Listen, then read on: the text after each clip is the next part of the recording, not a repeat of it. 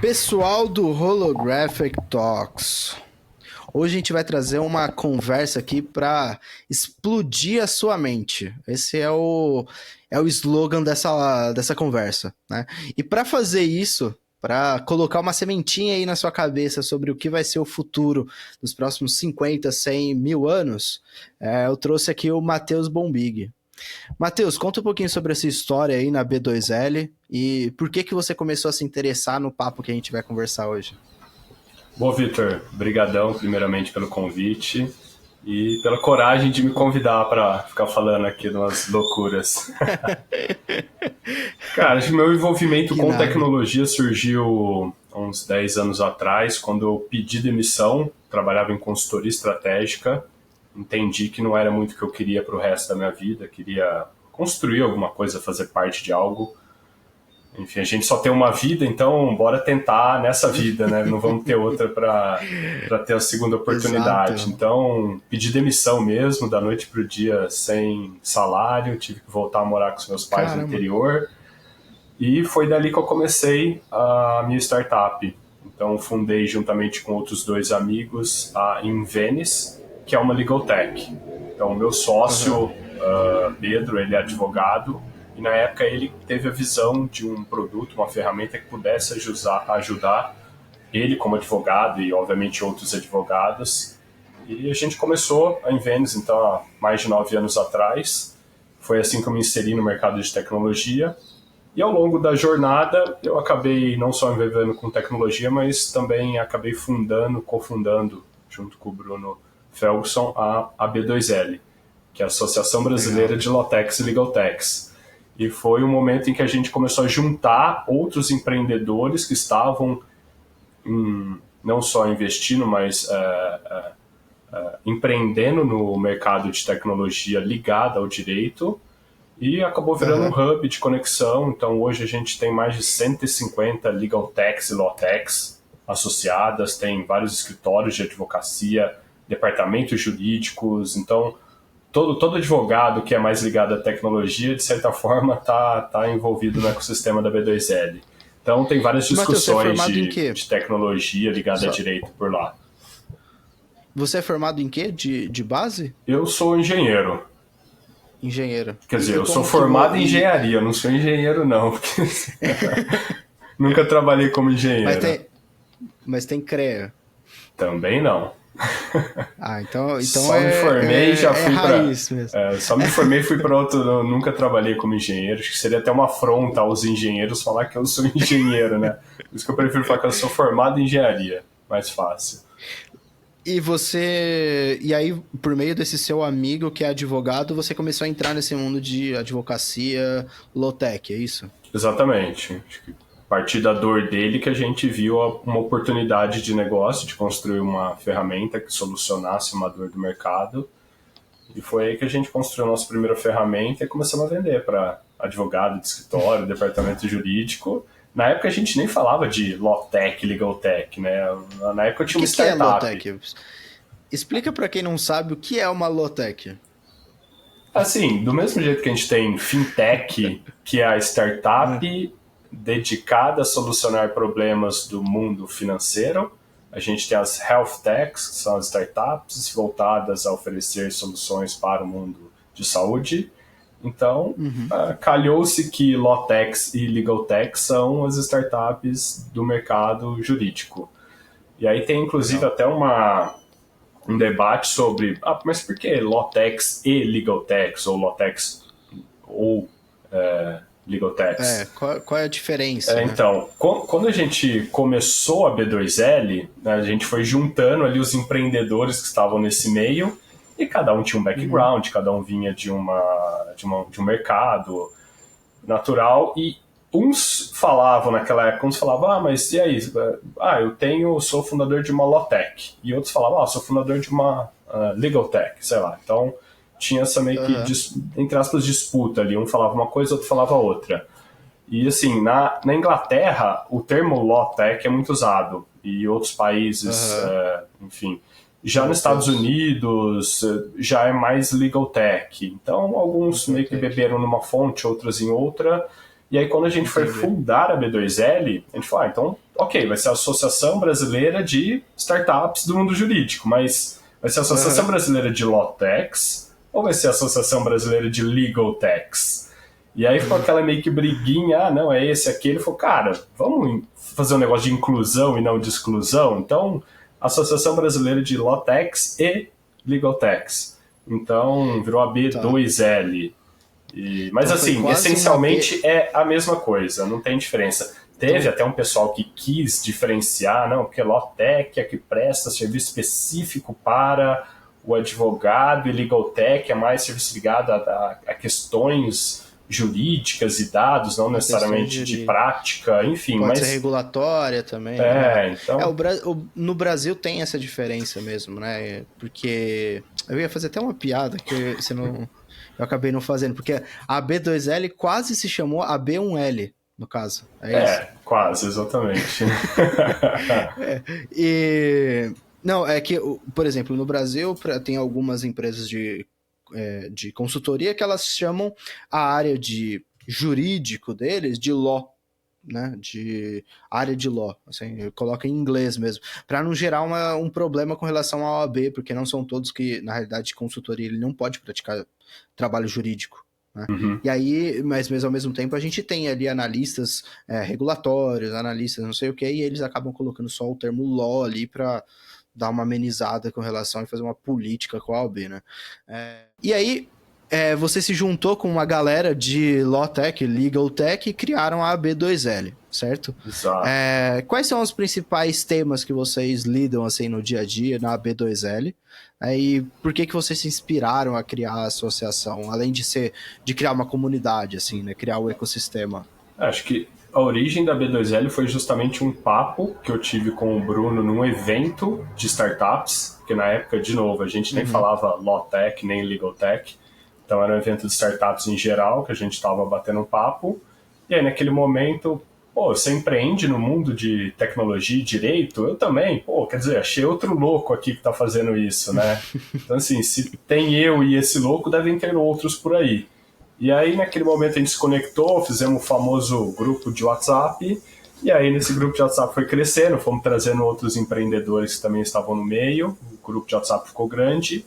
Em algum momento a gente falou, cara, vamos institucionalizar, porque aí já tinha jornalistas fazendo parte, pessoas de escritório, enfim, vários atores do mercado de tecnologia e startup. Então a gente achou que fazia sentido institucionalizar. E a gente criou a B2L. E, cara, hoje dentro das discussões da B2L estão principalmente as questões mais ligadas à tecnologia. Então, cada etapa tem um buzz novo. Então, já passamos por questões de legal design, legal não sei o quê. Aí já passamos por questões de legal blockchain. Ops, né? Mais recentemente, legal ops estava muito na pauta. Agora é inteligência artificial, tudo é inteligência artificial. Enfim, então a gente vai passando por vários temas por lá. Já chegaram em quanto computing?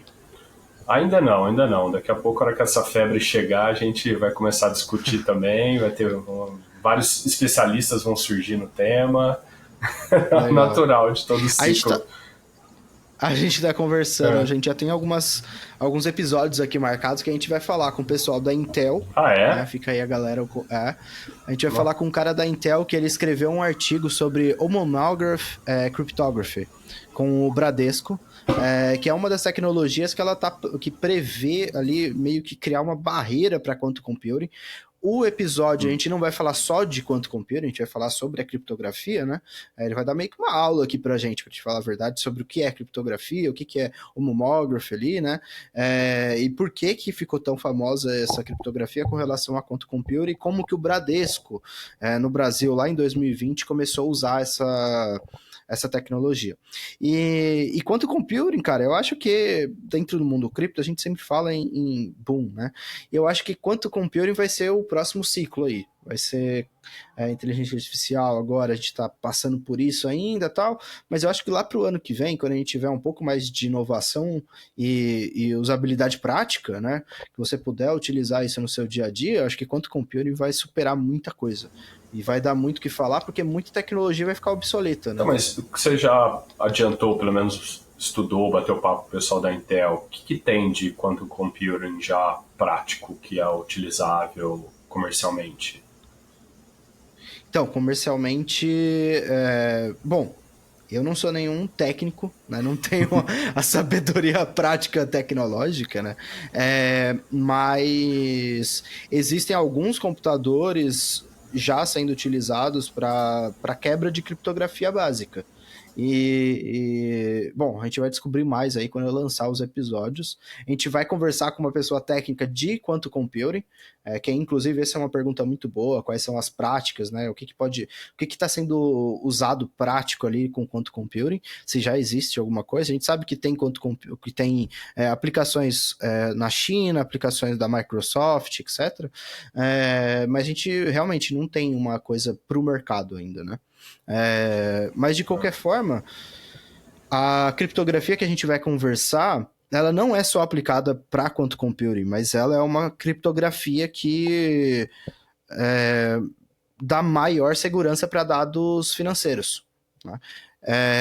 Eu lembro que eles trazem um pouco também a ideia de Zero Knowledge Proof. É uma coisa que você... que Zero Knowledge Proof ela não é uma criptografia, né? É uma tecnologia per se, né? Então, porque na realidade não existe uma criptografia do dado atrás do que está em Zero Knowledge, né? Na realidade é uma como chama? É uma de fragmentação da imagem ali do dado. Mas bom, voltando aqui para o que a gente estava, o foco da nossa conversa, né? Falando bastante de startups, né? Qual que você acha que é o próximo boom assim de startup? A gente está falando de legal tech, mas eu acho que o foco da conversa vai ser um outro tipo, né? Isso é uma coisa que tá chamando bastante atenção. Vou até mostrar na tela aqui algumas coisas um pouquinho mais para frente, mas tem um tipo de startup que eu acho que você está bastante interessado ultimamente. Tem até um conceito, já que a gente está falando de nomezinhos, né? Tem um pessoal já chamando das exit techs.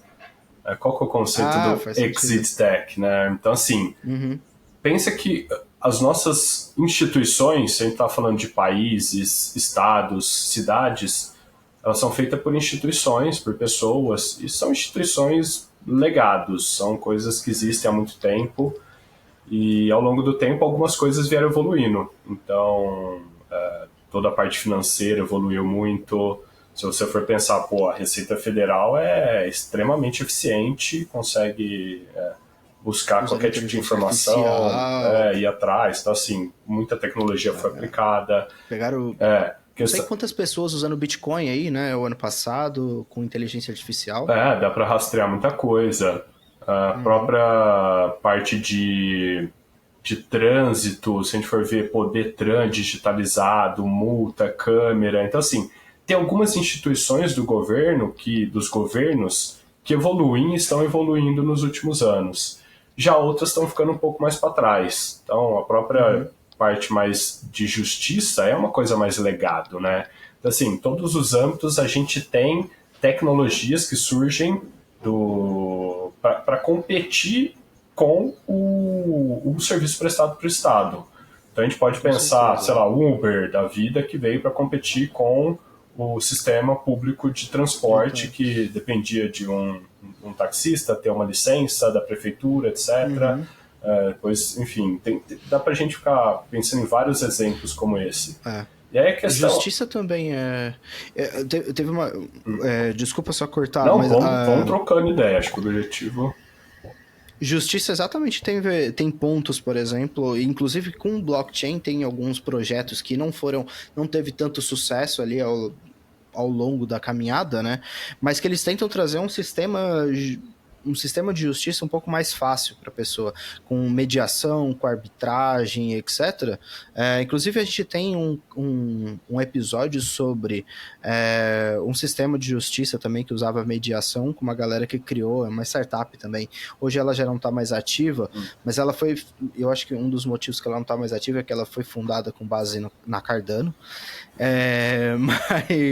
Mas é muito interessante que ela criava uma espécie de recompensa que você podia treinar, virar um juiz, um mediador, né? E dentro da plataforma você ia ser contratado por pessoas para resolucionar problemas, e aquele valor ia estar trancado, certo? Ia estar trancado dentro da plataforma, e assim que você solucionar o problema, tanto o pagamento das partes vão acontecer, como o pagamento do juiz. O caso, então, por exemplo, honorário, sei lá, uma coisa assim, ele vai ser locado ali, porque dependendo da parte que perder, ele vai direto para o juiz. Né?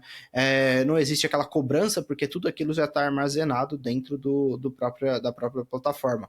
E isso aí, para mim, é um exemplo clássico de embate privado com político público. Não, perfeito. A gente acha que a justiça ela é só pública, né? Mas ela é muito política também. A gente vê bastante você isso. Você trouxe até um exemplo que é... Qual que é o ponto?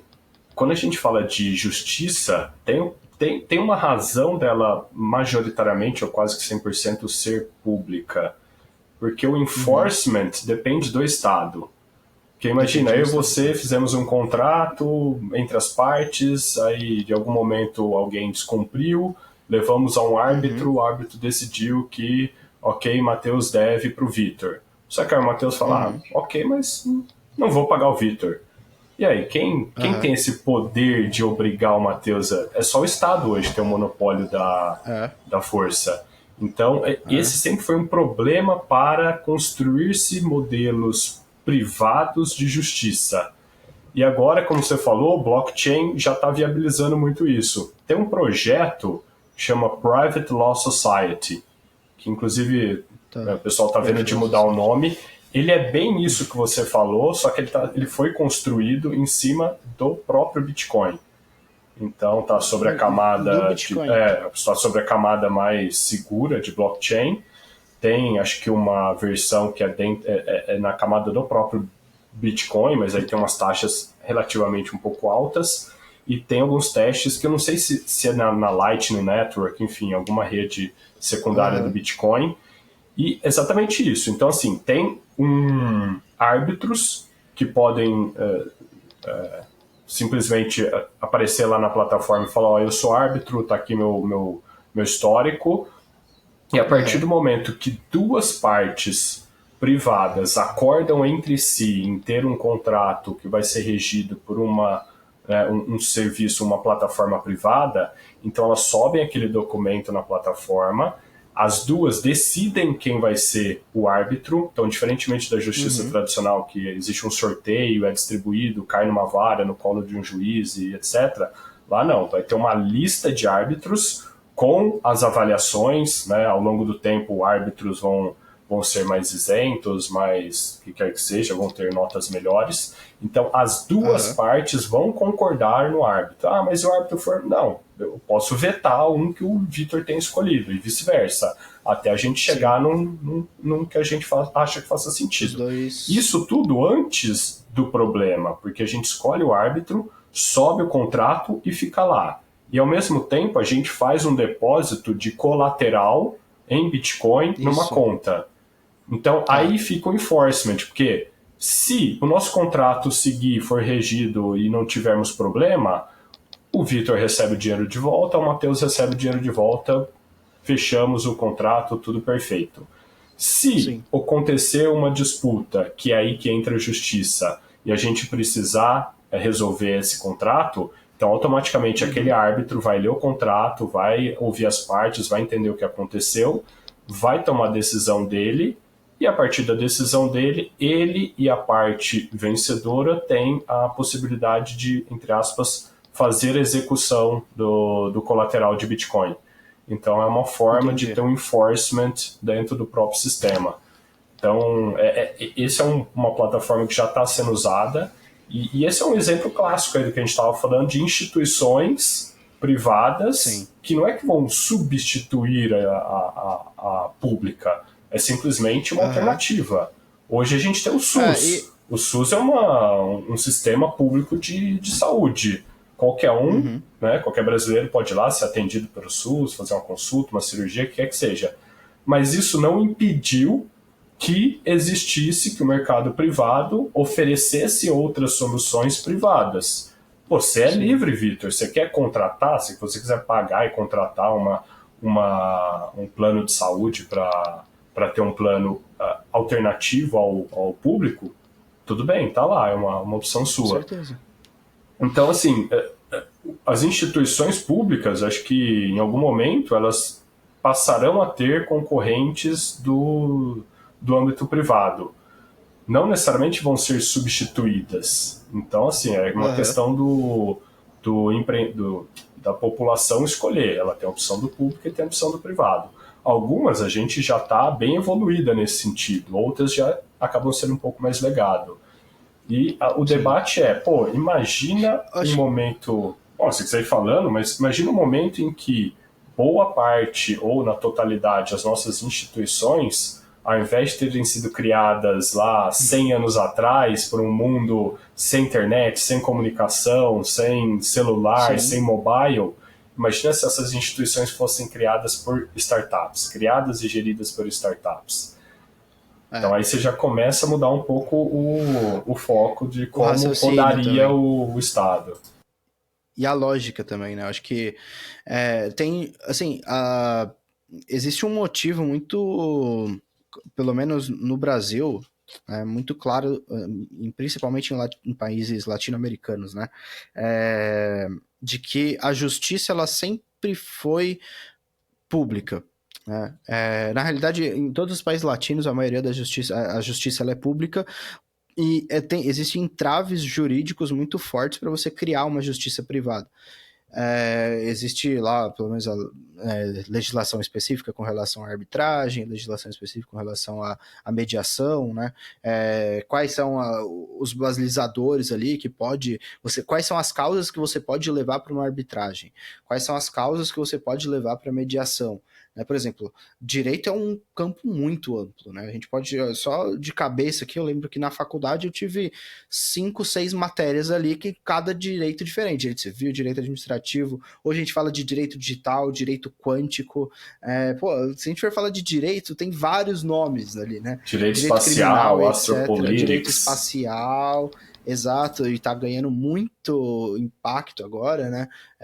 Pelo menos até 2030, eu acho que vai ter muita coisa de direito espacial aparecendo aí.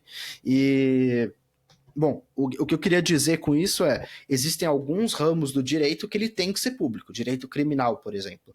Muito difícil você enxergar ele no âmbito privado. No Estados Unidos é um pouco diferente, porque a justiça, ela continua sendo pública, a aplicação e execução, ela é meio que privada. Né? Porque existem prisões que são geridas de forma privada, pelo ente privado nos Estados Unidos. Mas em países latinos, e principalmente latino-americano, é difícil de você enxergar isso numa realidade. Principalmente porque qualquer problema que a gente tem é que a gente quer se socorrer ao Estado. Eu acho que o Brasil é um dos países que mais tem processo judicializado, né, do mundo. E inclusive mediação vem como uma solução desse problema. Porém, eu vejo que alguns ramos, como o criminal, ele nunca vai poder ser privatizado, entendeu? Porque é uma coisa muito voltada, senão a gente vai regredir aquela autotutela, né, de que a pessoa ela pode exercer a justiça com as próprias mãos, né? E aí seria uma outra conversa, mas dentro do papo que a gente queria ter hoje, que é com relação a essa nova maneira de você criar a sociedade de maneira privada, como você acha que aconteceria isso dentro de uma cidade privada, por exemplo? A gente vai entrar um pouco ainda nessa conversa, mas focando um pouco mais. Bom, existem hoje existem hoje um caso, um case já formado, né, que a gente até chegou a comentar um pouquinho antes de gravar, que chama Próspera. né? Uma cidade em Honduras, uma cidade-estado em Honduras, governado por uma empresa. A gente vai falar um pouquinho mais de qual é essa empresa, né? Mas como que você acha que existiria um sistema de justiça dentro de uma cidade privada como essa? E depois a gente fala um pouco sobre o que é essa cidade privada, como que ela funciona, quem criou e por que ela está sendo criada. Ah, boa. Vamos lá, Victor.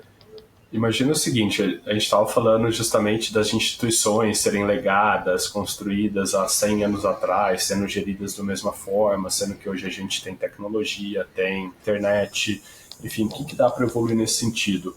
E aí quando a gente pensa que leis, elas surgiram lá atrás, estão regindo a nossa vida, né, desde sempre, e existem, obviamente, as alterações de leis, né? A gente passa leis novas, derruba leis antigas, vai fazendo esses ajustes. E aí tem um ponto. Imagina que a gente resolve fazer uma alteração em alguma das leis, uma reforma tributária.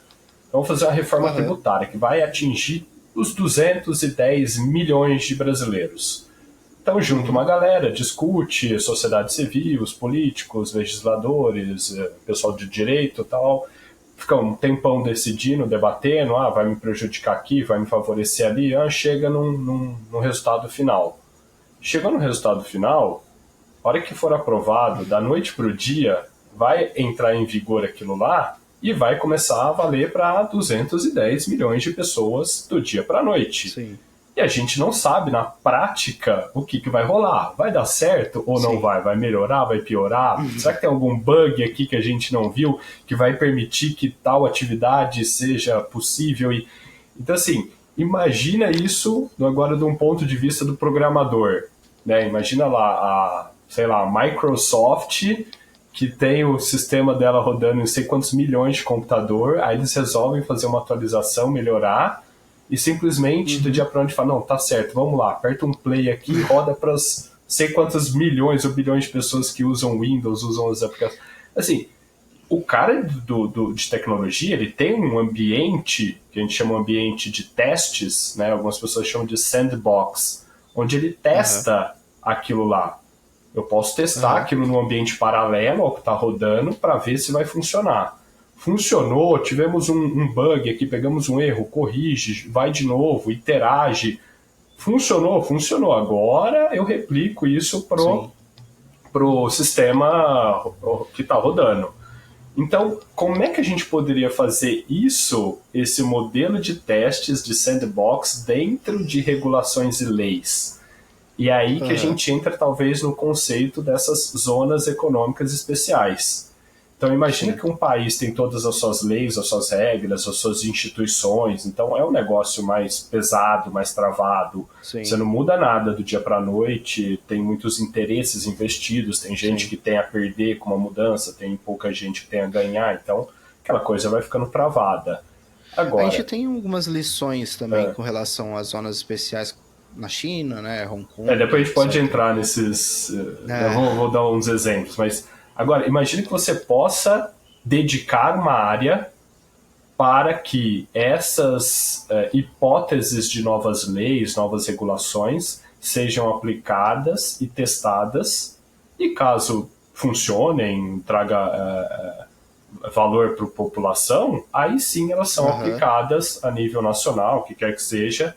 Então, esse é meio que o conceito de zonas econômicas especiais. Então, um país, um estado ou até uma cidade, ele pode dedicar uma área do seu território para que empresas possam ir para lá, pessoas possam ir para lá, escolher algum conjunto de leis, regras e regulações que elas queiram seguir, testar aquilo, atrair capital, atrair pessoas, atrair trabalhadores, gerar receita, gerar valor, gerar impostos, às vezes que sem essa zona econômica nem teria nada, inclusive até gerar a própria receita para o ente público. Então a gente tem esse modelo, que não deixa de ser uma zona econômica especial, justamente para fazer esses tipos de testes. E aí entrando exatamente no que você falou, a gente tem o caso de Hong Kong, que é uma cidadezinha, uma ilhazinha dentro da China, né, que tem uma outra regulação, outra política, outras leis, outro tudo. e Hong sim. Kong seguia as leis, regulações, etc., da Inglaterra. Um se desenvolveu mais que o outro. Um atraiu mais capital, atraiu mais investidores, atraiu mais pessoas, mais talentos e se desenvolveu muito mais do que o outro.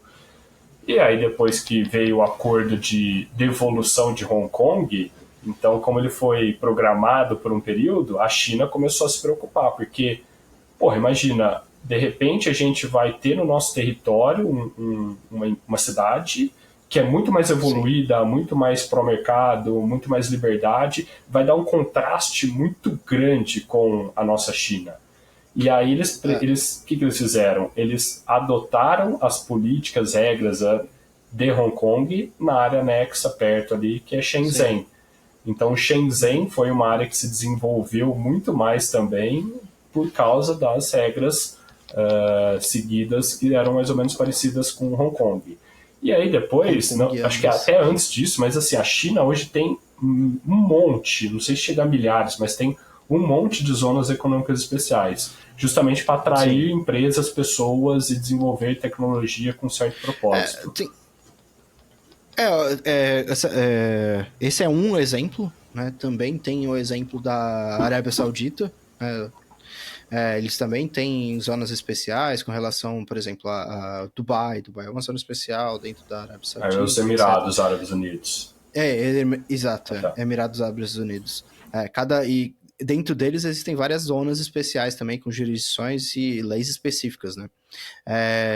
Mas, assim, para mim existe um grande problema com relação a isso, que é, por exemplo, a China. A China, você viu que teve, por exemplo, nessas zonas especiais, teve uma implementação muito forte de indústria americana, utilizando mão de obra muito barata, chinesas, com condições, digamos, não tão boas com relação aos empregados, né?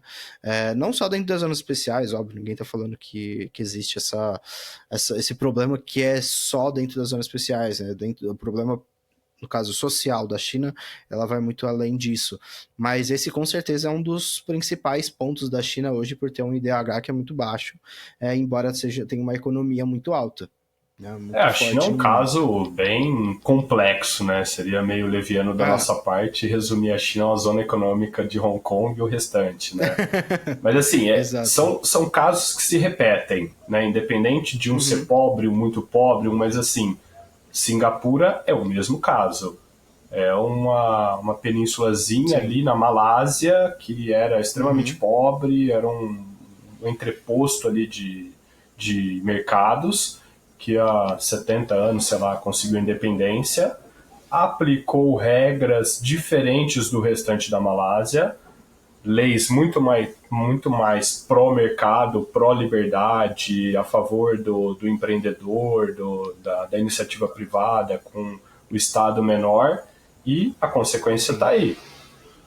Enriqueceu, cresceu, se desenvolveu muito mais que o restante da Malásia. E aí o que aconteceu? É, Muitos malásios, eu não sei como é que fala, mas enfim, a população, pessoas da Malásia, que, sei lá, ganhavam, vou chutar, US$ 5.000, não é muito, US$ 1.000 por ano na Malásia, foram para Singapura e hoje ganham, sei lá, US$ 3.000 por ano. Tudo bem, você pode falar, Matheus, sim. US$ 3.000 por ano não é muita coisa. Mas é muito mais do que os 1.000 que ele ganharia se ele tivesse ficado na Malásia. Então, acho que o Sim. importante é que, pelo menos, a população tenha É, liberdade de escolha. Ela pode ficar onde ela está, enfim, ou ela pode se arriscar e tentar nessa nova área que tem novas regras, novas. Se ela achar que faz sentido para ela, pelo menos ela é livre. você pode explicar um pouco mais sobre esse caso da Próspera? É, ou é Prospera, não sei exatamente qual é a pronúncia, Pelo menos o pessoal fala mas próspera mesmo. é, qual, consegue explicar um pouco mais como ela foi criada e etc? Tá, vamos lá. Na frente de Honduras existe uma ilha que chama Roatán, a ilha território de Honduras. E aí nessa ilha de Roatán, o governo de Honduras dedicou um espaço, um território, falou: esse território aqui vai ser um território para que empresas venham e possam, enfim, crescer seus negócios a partir de regras diferentes. Então ela pode selecionar que tipo de mecanismo de imposto ela vai usar, que regulações ela vai usar, inclusive até qual modelo jurídico ela vai usar. Porque Honduras usa o nosso sistema, o Civil Law.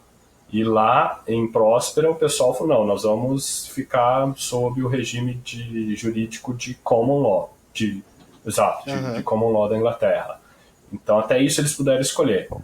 E aí o que aconteceu foi que uma empresa chamada Próspera foi para lá, comprou terrenos e dentro do terreno dela, então, ela está disposta, ela virou, vamos dizer, uma cidade privada e lá ela recebe qualquer empresa que queira se estabelecer lá, tem um conjunto de regras específicas, até recolhimento de impostos, e lá é permitido algumas coisas que por regulações, por regra, talvez não sejam permitidos em outros países. E o objetivo disso é atrair empresas, vamos dizer, que estejam na ponta da tecnologia aí, onde a regulação não chegou, porque né, a tecnologia acaba avançando mais rápido do que a própria regulação.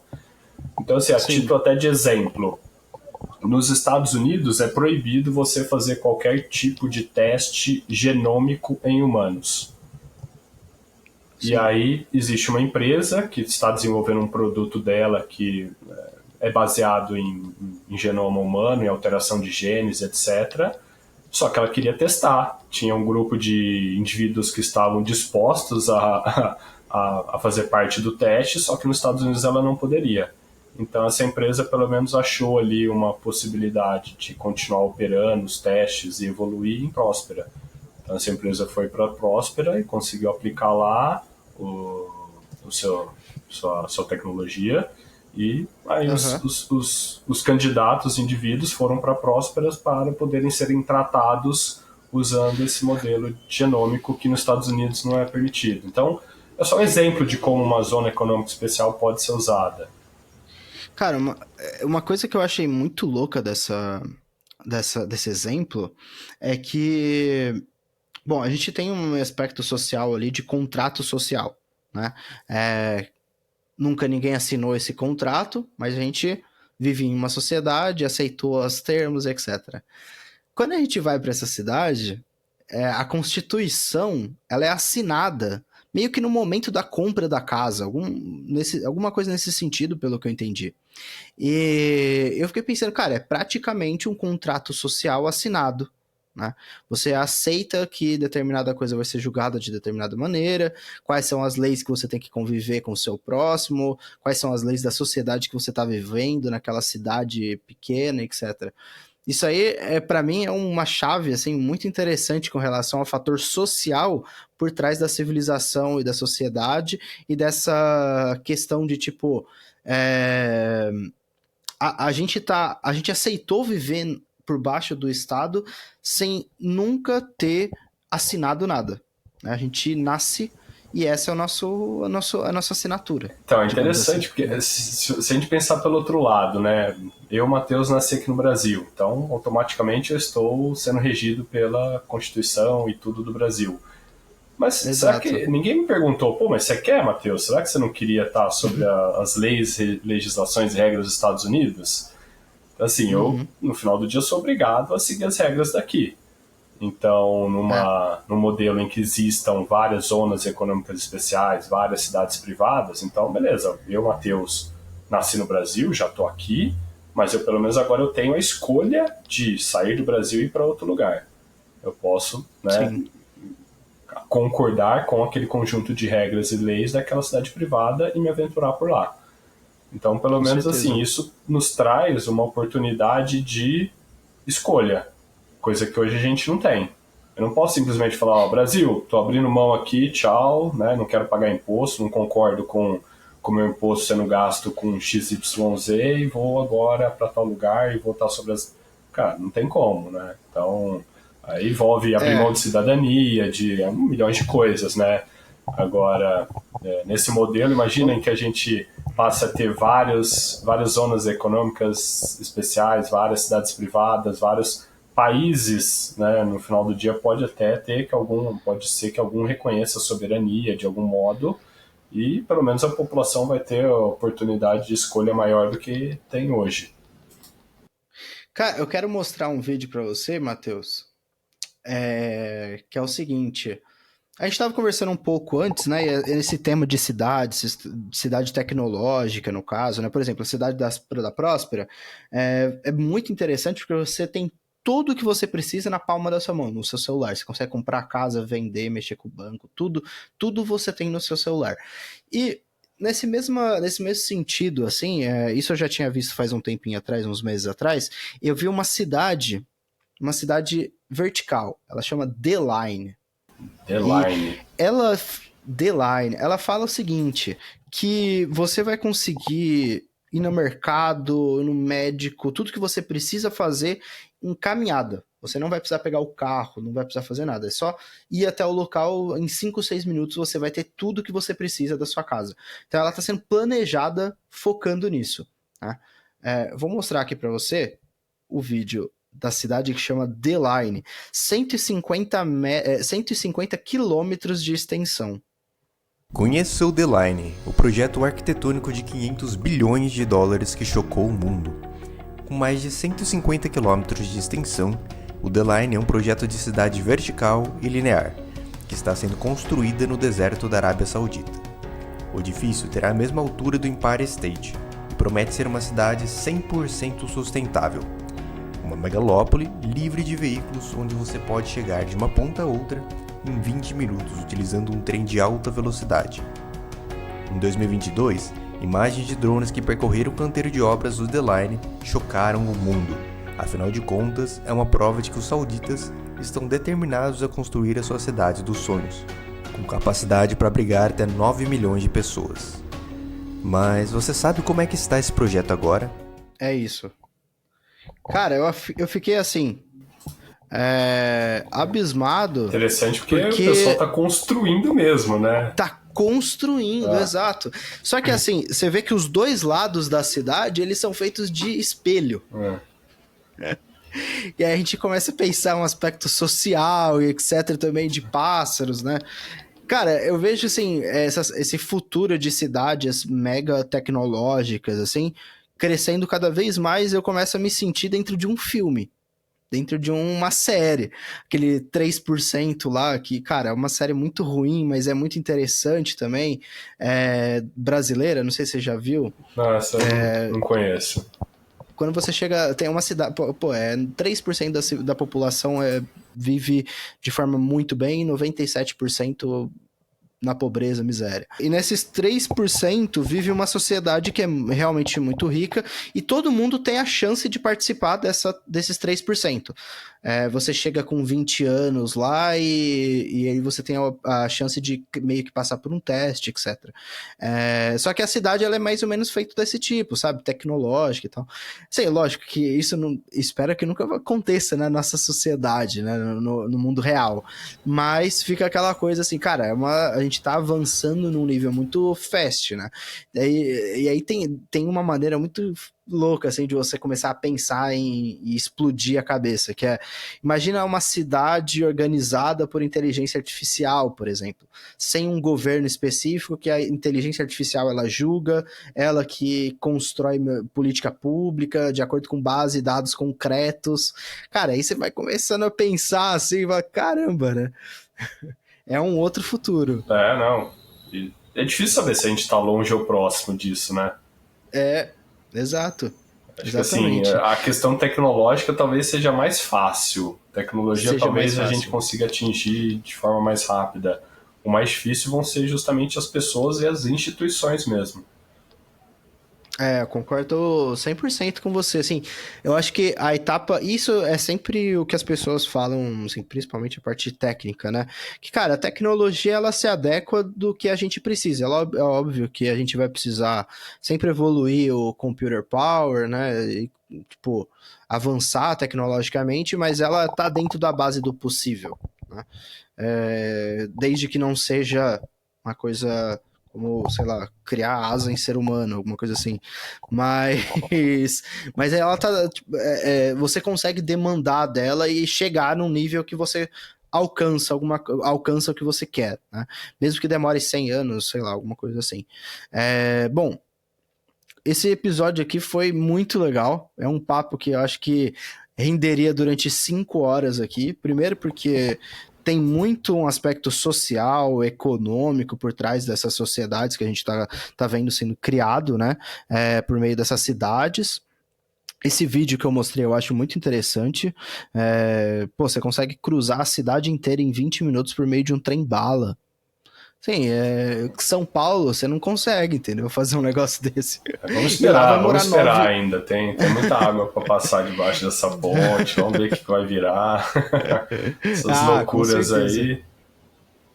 Não, mas por exemplo, a gente pega São Paulo. Eles falam, eles falam que tem a capacidade de 9 milhões de pessoas. São Paulo tem 16 milhões agora, né?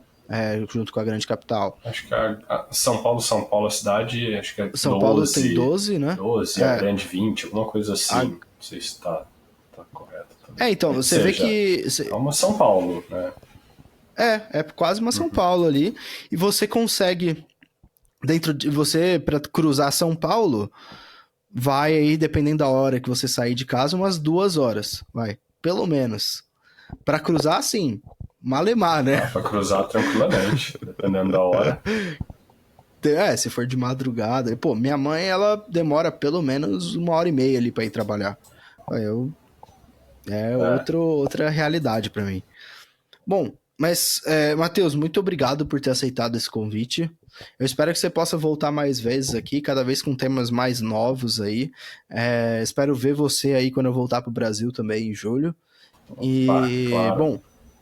Só pedir pra galera aqui se inscrever no canal, por favor, aí, se inscreva no canal, ativa o sininho aqui do lado, que aí você vai conseguir saber tudo que tá acontecendo aqui dentro. A gente fala com muita gente bacana, o Matheus Bombig é um deles, a gente falou com o Fábio Plain da Coinbase, com o Guilherme Sacamone da OKX, cara, todas as pessoas de indústria cripto, de indústria tecnologia estão aqui. Intel, a gente vai conversar esse mês aqui, vai lançar episódio também, então é isso. Muito obrigado pela audiência. E, Matheus, você quer falar algumas últimas palavras aí? Novamente agradecer o convite, Vitor. E deixar aberto aqui, se alguém quiser conectar comigo no LinkedIn, Matheus Bombig, pode conectar, mandar mensagem. Se quiser bater mais papo sobre tecnologia, Bitcoin, cidades descentralizadas. Tá, boa. Isso aí, brigadão, Vitor. Um abraço. Valeu, brigadão.